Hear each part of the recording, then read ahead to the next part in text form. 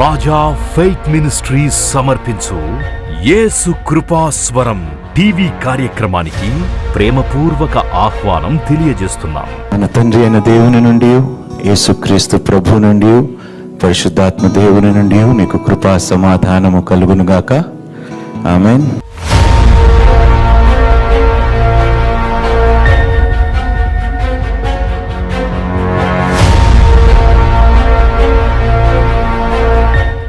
Examine one's own self.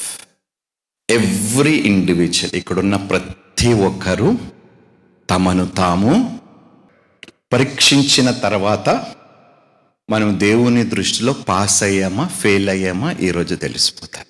ఏ విషయాల్లో మనల్ని మనం పరిశీలించుకోవాలో, మన అంతరంగములో ఉన్నవి దేవుని దృష్టికి అవి యోగ్యంగా కనిపిస్తున్నాయా, లేకపోతే ఇంకా ఏమైనా మార్పులు చేర్పులు చేసుకోవాలా అనేది ఈరోజు మనము తెలుసుకుందాం. We need to examine our own self. ప్రతిసారి బైబిల్ ఏం చెప్తుందంటే నిన్ను నీవు ఉపేక్షించుకో. ఏమంటది? నిన్ను నీవు డినై యువర్ సెల్ఫ్. అది చాలా కష్టమైనది, ఎందుకంటే మనల్ని మనం చాలా ఎక్కువగా ఇష్టపడతాం. మొట్టమొదటి వాక్యంలోకి వెళ్దామా? 2 కొరింథీయులకు రాసిన పత్రిక 13వ అధ్యాయము 5వ వచనం. మీరు విశ్వాసం గలవారై ఉన్నారో లేదో మిమ్మును మీరే శోధించుకొని చూచుకొనుడి. ఫస్ట్ అందరం కలిసి చదువుకుందాం. ఇది నేను విశ్వాసం గలవారై ఉన్నానో లేదో నన్ను నేను శోధించుకొని ఫస్ట్ క్వశ్చన్ అర్థమైపోయింది కదా? Are we in the faith? Are we in the faith? ఒకవేళ నిజంగా మనల్ని మనము పరిశీలించుకున్నప్పుడు ఎలాంటి విశ్వాసము కలిగి ఉన్నామని మనల్ని మనం ప్రశ్నించుకున్నప్పుడు ఇది దేవునికి ఇష్టమైన విశ్వాసమేనా? First question. ఎందుకంటే విశ్వాసము లేకుండా ఎవ్వరు దేవుణ్ణి ఇష్టుడై ఉండుట అసాధ్యము. ఇప్పుడు ఎలా ఉంది మన విశ్వాసము అనేది ఈరోజు ఫస్ట్ క్వశ్చన్. ఎలా ఉంది అని అడుగుతున్నాను. చాలా బాగుంది అన్నవారు చేతులు ఎత్తండి ప్లీజ్. Very good. ఫస్ట్ దాంట్లో ఫెయిల్ అయ్యాం. If I have to examine my faith, I will fail miserably. ఎందుకో తెలుసా? చాలాసార్లు నా పరిస్థితి మారుతుంది అనేది సందేహం. నేను ప్రార్థించిన వారు కోసము ఏ ప్రార్థనలు అయితే చేశానో వారు మారుతారనేదే ఒక సందేహం. నా కుటుంబము బాగుపడుతుంది, నా కుటుంబము రక్షింపబడుతుంది అనే ఒక in every way are faith ఎక్కడో ఒక చోట బలహీనంగానే. సో అంటే ఏంటి? విశ్వాసము లేకుండా దేవునికి ఇష్టలుగా ఉండటము, without faith it is impossible to please God. So అందుకనే ఫస్ట్ సరైన విశ్వాసం. మనం పాట పాడుతూ ఉంటాం కదా, ఎన్ని తలచినా ఏది జరిగినా జరిగేది నా చిత్తమే, నేనే డిసైడ్ చేస్తా. ఏమి? ఎందుకో తెలుసా? మనం కొన్ని పరిస్థితులు మన చేతిలోకి ఎందుకు తీసుకుంటామంటే దేవుడు, అందుకనే గొడవలు పడుతుంటాం ఒకరితో, చిచ్చులు పెట్టుకుంటూ ఉంటాం ఒకరితో ఒకరు, మనం శోధిస్తూ ఉంటాం ఒకరిని ఒకరు, మనం అనరాని మాటలు. రెండోది సామెతలకు వెళ్దామండి. 4వ అధ్యాయము 23వ వచనం. నీ హృదయములో నుండి జీవధారలు బయలుదేరును, కాబట్టి అన్నిటికంటే ముఖ్యముగా నీ హృదయమును భద్రముగా కాపాడుకొనుము. నీ హృదయమును భద్రముగా కాపాడుకొనుము. అన్నిటినీ కాపాడుకోవాలనుకుంటాం కానీ హృదయాన్ని మాత్రము, యవ్వనస్తులైతే వారి హృదయాన్ని ఎవరికి ఇచ్చేస్తారో కాపాడుకునే స్థితిలో ఉండరు. కాబట్టి తన హృదయాన్ని భద్రముగా కాపాడుకోకుండా ఆ హృదయములో ఎలాంటి కీడు కానీ, ఎలాంటి చెడు ఆలోచనలు కానీ, తలంపులు కానీ లేకుండా దానిని కాపాడుకున్న వాడిని మీరు వివాహం చేసుకుంటే మీ బ్రతుకు దినములంతయు. ఫస్ట్ ఏమన్నాడు? నీ విశ్వాసమును పరీక్షించుకోమన్నాడు. రెండోది ఏమిటి? నీ హృదయాన్ని భద్రముగా. మూడోది కీర్తనలో 139వ కీర్తన 23వ వచనం చూద్దాం. దేవా, నన్ను పరిశోధించి నా హృదయమును తెలుసుకొనుము, నన్ను పరీక్షించి నా ఆలోచన తెలుసుకొనుము. ఒకవేళ దేవుడు నిజంగా పరీక్షిస్తే, పరిశోధిస్తే ఏం జరుగుతుంది? అమ్మా, ఎన్నిసార్లు మనం ఒక వ్యక్తి గురించి కీడు ఆలోచించామో తెలుసు. ఒక అమ్మాయిని చూసినప్పుడైనా, ఒక అబ్బాయిని చూసినప్పుడైనా, వివాహమయ్యి భార్య ఉంటుండగా. అంటే ఎందుకు ఈ మాటలు చెప్తున్నానంటే, ఏ ముఖం పెట్టుకొని వచ్చామయ్యా దేవుని దగ్గరికి? తగ్గింపు లేదు దేవుని సన్నిధికి వచ్చినప్పుడు. అందుకనే ఆ సుంకరి అంటాడు, ఆకాశము వైపు కనులెత్తి చూడటానికి నేను అర్హుడిని కాను, నేను పాపిని. ఈరోజు వస్తారే సంఘములోకి, నీ అంతరంగమును పరీక్షిస్తాడని తెలిసి కూడా మనము భక్తితో, భయముతో దేవుని సన్నిధికి రాలేకపోతున్నామంటే ఈరోజు నిజంగా మన అంతరంగముని మనము పరిశీలించుకోవాల్సిన అవసరము ఉంది. Do you trust your self? మరి చాలాసార్లు అంటాం కదా, నన్ను నమ్ము అంటాం. ఏమని అంటాం? ట్రస్ట్ మీ అంటాం. I don't trust anybody except God. మంచివాడు ఒక్కడే, దేవుడు ఒక్కడే. హల్లెలూయా, హల్లెలూయా. We cannot trust ourselves. మనల్ని మనము నమ్ముకుంటే మనమంతా మూర్ఖులు ఎవ్వరూ లేరు. ఎందుకు తెలుసా? We always think evil. చెడు ఆలోచిస్తాం, చెడు చెయ్యాలని కోరికలు, చెడు కోరికలు నాలో లేవు అన్నవారు ఒకసారి చేతులు ఎత్తండి. చెడు ఆలోచనలు లేవన్నవారు ఒకసారి చేతులు ఎత్తండి. అయినను లోబడగలుగుతున్నామా దేవునికి?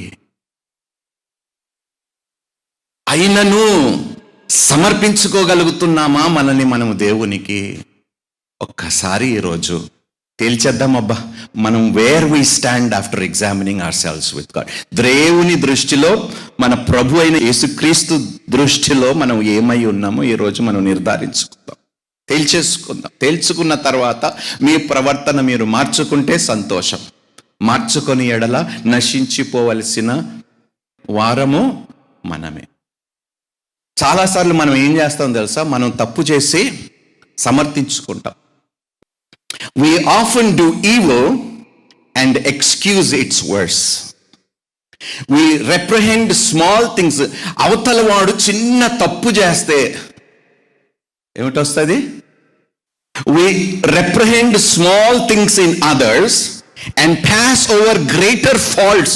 మనలో ఉన్న పెద్ద తప్పులని మనము చూసి చూడనట్టుగా ఉంటూ అవతల వాడు చేసిన చిన్న తప్పునే కొండంతగా చేసేస్తాం.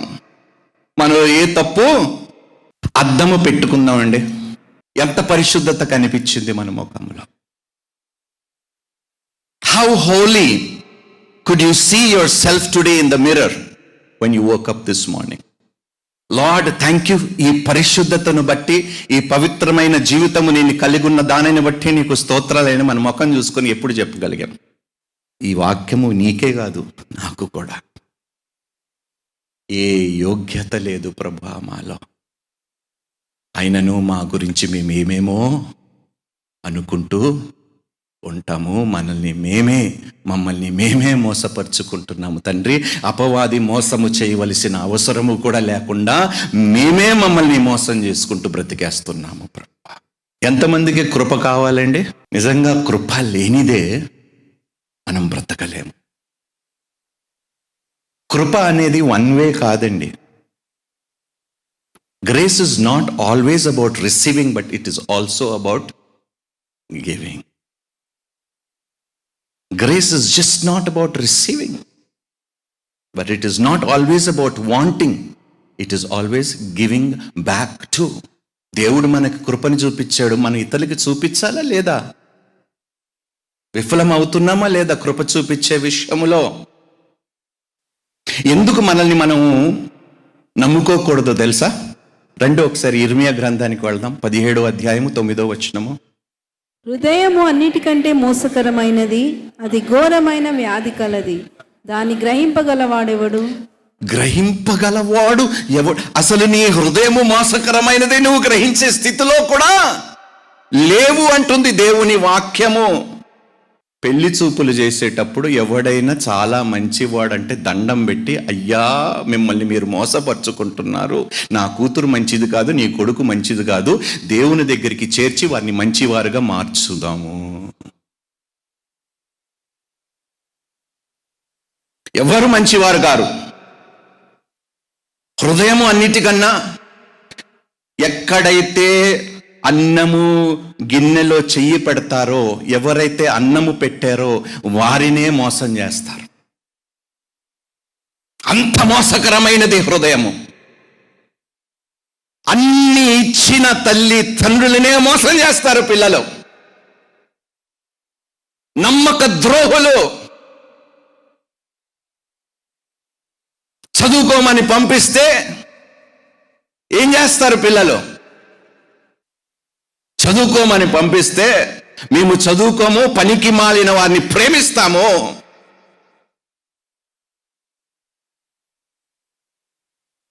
పనికి మాలిన వారితో సాంగత్యము చేస్తాము. చివరిగా ఎంగిలి చేసుకుంటాము మా బ్రతుకుల్ని. ఎంత మోసకరమైనదో హృదయం.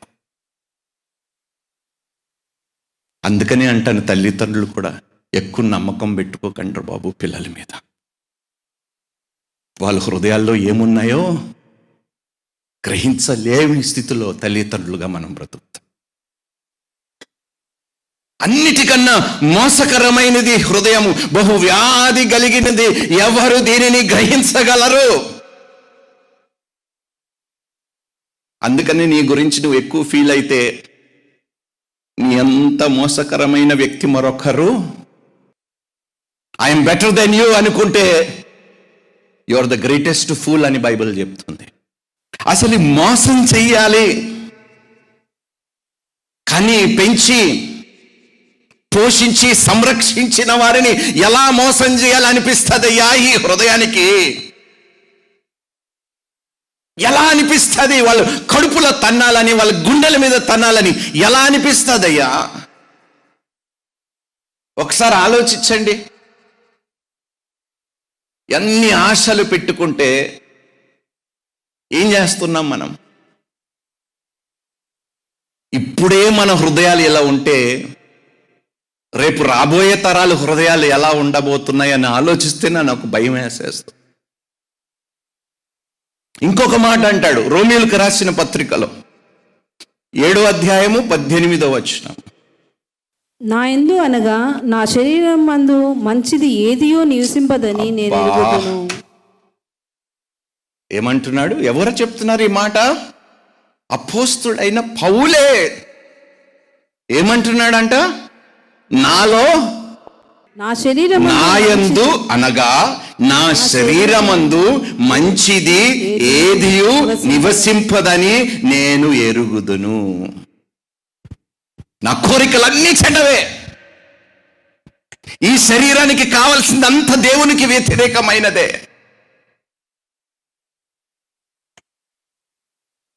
నేను ఈ శరీరముని దేవునికి లోపరుచుకోను. అందుకని దేవుడు అన్నాడు, నీ శరీరమును సజీవ యాగముగా సమర్పించుకున్నట్టయే ఇదే యుక్తమైన సేవ. Offering your body as a living sacrifice is true worship అని ఇంగ్లీష్లో ఉంటుంది. ఏమంటున్నాడు తెలుసా? నా శరీరంలో, ఎందుకంటే అంత కుళ్ళే. కొన్నిసార్లు అనుకుంటాం, అసలు ఏమిటయ్యా ప్రభువా యేసయ్యా, అసలు అర్థం కాదయ్యా, ఎందుకు ప్రేమించేవి ఇలాంటి వ్యక్తులని, నాలాంటి మాలాంటి వ్యక్తులని, ఏ మంచి లేని వ్యక్తులని ఇంత మంచి దేవుడు ప్రేమించి ప్రాణాలు ఎలా పెట్టాలనిపించిందయ్యా యేసయ్యా నీకు? అలాంటి దేవుణ్ణే మనం లెక్క చేయకుండా ఆయన సన్నిధిని నిర్లక్ష్యపరుస్తున్నాం అంటే మన హృదయాలు ఎంత మోసకరమైనవో ఒకసారి ఆలోచించండి.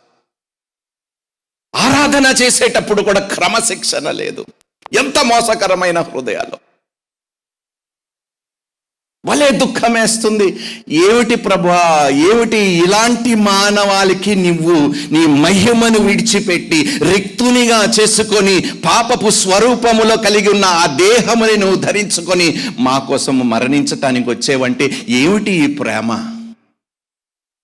అందుకని ఈరోజు చెమ్మగిలిపోయి నా కళ్ళు. ఏంటి ప్రభువా మా మీద ఈ ప్రేమ? మా హృదయము మోసకరమైనదే, మా శరీరములో ఏది మంచిది లేదు, అయినా ప్రాణములు పెట్టడానికి వచ్చావు. ఏమిచ్చి నీ రుణాన్ని తీర్చుకోగలుగుతాము ప్రభా? ఆరాధించే క్రమమును చూసినప్పుడు కూడా నాకు భలే దుఃఖం వేస్తుంది. అరే, ఇక్కడ కూడా వచ్చి నిర్లక్ష్యపరుస్తున్నంటే, దేవుని సన్నిధిని లెక్క చేయటం లేదంటే ఎలాంటి మోసకరమైన హృదయాలు కలిగి ఉన్నామో మనము. ఎంతకాలము ఈ మోసములో మనం బ్రతుకుతాం? ఎంతకాలము మనల్ని మనమే మోసపరుచుకుంటూ వెళ్తాం? ఇలా ఉంటే మన బ్రతుకులు బాగుపడవు అంటున్నాడు దేవుడు. మన హృదయాలు మోసకరమైనవి, అందుకనే మనము పాపముని సమర్థించుకుంటాము. వాళ్ళు చేస్తే తప్పు లేదు, నేను చేస్తే. ఎంత చెడ్డ హృదయము కలిగి ఉంటే ఈ మాట చెప్తామయ్యా? పాపముని సమర్థించుకుంటున్నామంటే మన హృదయము, మీ చెల్లెమ్మలకి చెప్తున్నాను, ఎవరిని నమ్మకండి బాబు, మీకు దండం పెడుతున్నాను. ఎవరిని నమ్మి మోసపోకండి, మీ బ్రతుకులని పాడు చేసుకోకండి.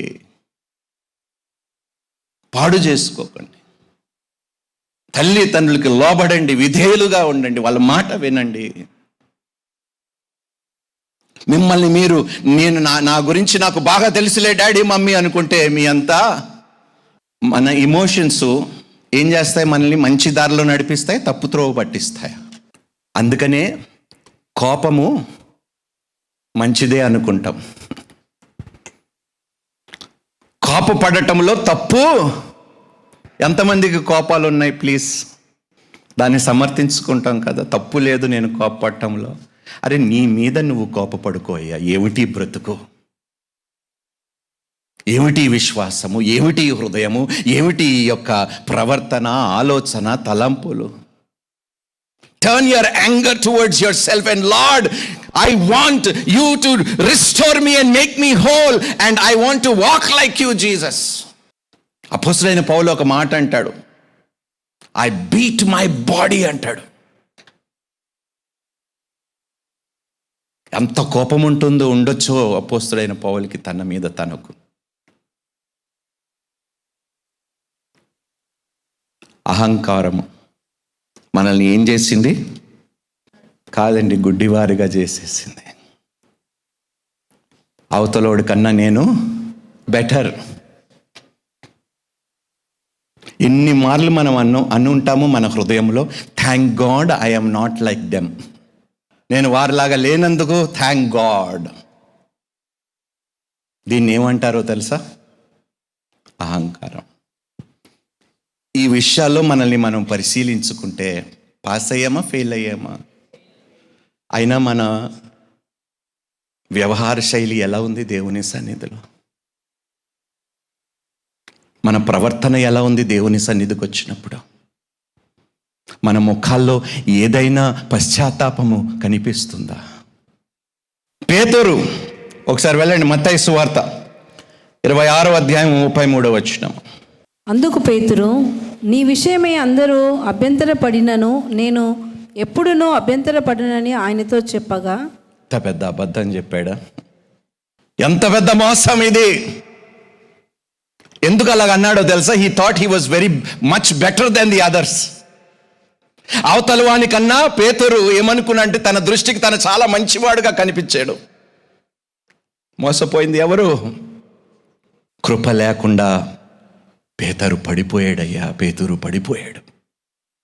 Without grace he failed, he denied God. అందుకని అంటాను, నీ కృప లేని క్షణము, నీ దయ లేని క్షణము నేను జీవించలేనయ్యా. ఒక్క క్షణము కూడా ఆయన కృప లేకుండా ఉంటే పడిపోతాము మనము. ఈరోజు ఈ స్థితిలో కూడా, ఇలాంటి హృదయం కలిగి ఉన్న స్థితిలో కూడా ఇంకాను మనం భ్రష్టులు అవ్వకుండా ఉన్నామంటే అది ఆయన కృప. అందుకనే రుణస్థులై ఉందాము ఈ దేవునికి, కృతజ్ఞులై ఉందాము దేవునికి. గ్రాటిట్యూడ్ అనేది లేకుండా పోతుంది ఈరోజు. ఇన్ని మేలులు, అందుకనే నా అంతరంగమా, నా సమస్తమా దేవుని చేసిన మేలులు దేనిని ఏ ఒక్క రోజైనా నేను చెడు ఆలోచించకుండా ఉండకుండా ఉన్నాను ప్రభువా, అయినను ఎన్ని మేలులు. మనం ఎందుకు పడిపోతాం తెలుసా? దేవుడు బలహీనుడు కాదు మనం పడిపోవటానికి కారణం. మనల్ని మనం నమ్ముకుంటున్నాము కాబట్టి మనము పడిపోతున్నాము. We fall not because God is weak, because we put our trust in ourselves. అపారమైన నమ్మకం మన మీద మనకు, కానీ దేవుని మీద ఉండవలసిన నమ్మకము సరిపోవటము లేదు కాబట్టి మనము మాటికి పడిపోతున్నాము. నిజమైన క్రైస్తవుడు, ఒక మెచ్యూర్ క్రిస్టియన్ ఏమంటాడో తెలుసా? Lord, without you I will fall. Keep me, strengthen me and guide me. ఎప్పుడు కూడా నిజమైన క్రైస్తవుడు, ప్రభువా నువ్వు లేకపోతే, ఒక్క క్షణము నువ్వు నాతో ఉండకపోతే నేను పడిపోతాను ప్రభువా అనే ఆలోచన కలిగి ఉంటాడంట నిజమైన క్రైస్తవుడు, క్రైస్తవురాలు. మత్తయి సువార్తకు వెళ్ళండి, 7వ అధ్యాయం 3వ వచనం నుండి 5వ వచనం వరకు. నీ కంటిలోనున్న దూలము నెంచక నీ సహోదరుని కంటిలోనున్న నలుసును చూచుటయ్యేలా, నీ కంటిలో దూలముండగా నీవు నీ సహోదరుని చూచి నీ కంటిలోనున్న నలుసును తీసివేయమని చెప్పనేలా. వేషధారి, మొదట నీ కంటిలోనున్న దూలమును తీసివేసుకొనుము, అప్పుడు నీ సహోదరుని కంటిలోనున్న నలుసును తీసివేయుటకు నీకు తేటగా కనబడును. భర్త ఏమో భార్య మారాలనుకుంటాడు, భార్య ఏమో భర్త మారాలనుకుంటారు. ఇద్దరు కళ్ళలో ఉన్న దూలం ఎవడు తీసుకోవడానికి ఇష్టపడడు. ఎట్టా కుదురుతుందయ్యా?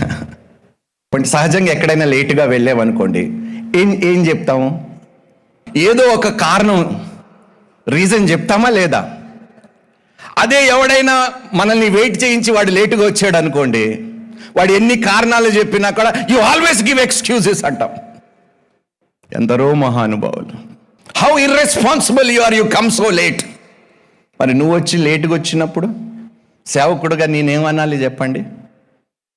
11:30కి ఆల్రెడీ ఆరాధన అయిపోయినా కూడా టైంకి ఎవడు దేనికి కారణాలు చెప్తారా లేదా? ఎందుకు లేటుగా వచ్చా?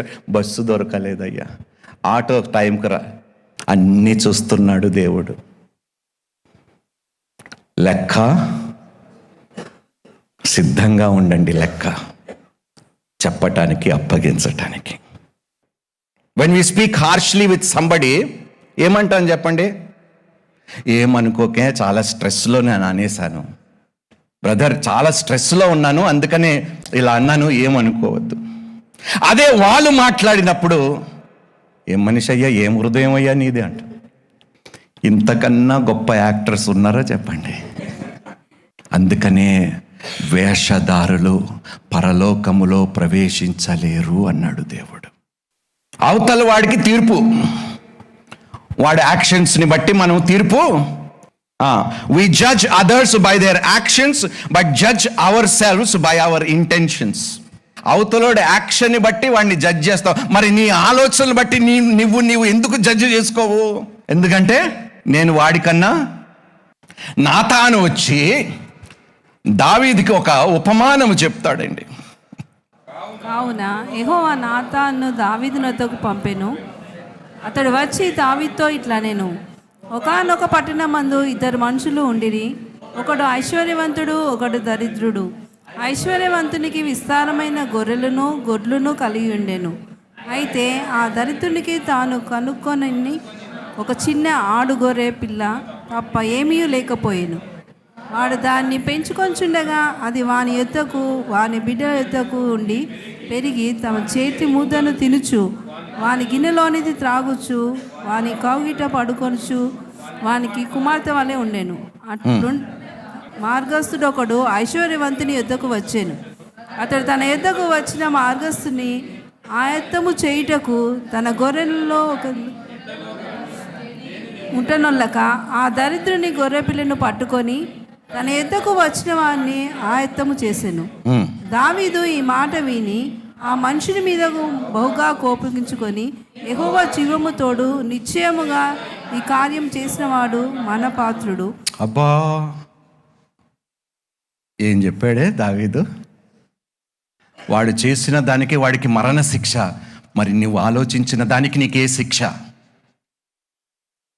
ఏ శిక్ష విధించాలి? నువ్వు చెడు ఆలోచనలకి నీకు ఏ శిక్ష విధించాలి? వాడు క్రియ రూపంలో చూపించాడు. మరి నువ్వు ఆలోచనలో ఏమన్నాడు తెలుసా? ఒక స్త్రీని మోహపు చూపుతో చూస్తేనే నువ్వు వ్యభిచరించావు. ఏ తీర్పు ఇవ్వాలి దేవుడు? David judge the rich man in Nathan's parable చాలా కఠినంగా అన్నాడా? వీడికి ఏం జరగాలి? మరణ శిక్ష వీడికి విధించాలి. మరి నీ సంగతి ఏందిరా అన్నాడు నాతాను. చూసావా ఎలా సమర్థించుకుంటున్నాడు? అవతలోడు చేస్తే తప్పంట, నీవు చేస్తే.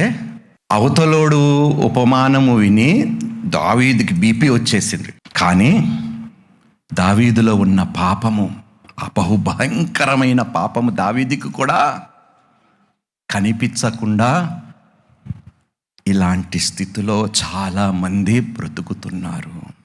మన టైము 50% ఆఫ్ టైము అవతల వాడిని కరెక్ట్ చేసే బదులు మనల్ని మనం కరెక్ట్ చేసుకోగలిగితే మోస్ట్ సక్సెస్ఫుల్ పర్సన్గా ఉంటాము ఈ భూమి మీద. మనం దైవజనులు బోధించిన మరిన్ని ప్రసంగాలను విని ఆత్మీయంగా బలపడాలని ఆశ కలిగిన వారు Raja faith ministries YouTube, Raja faith ministries Facebook, Raja Hebel Instagram, Raja Hebel RFM Twitter subscribe చేయండి, లైక్ చేయండి, కామెంట్ చేయండి, షేర్ చేయండి, ఫాలో అవ్వండి.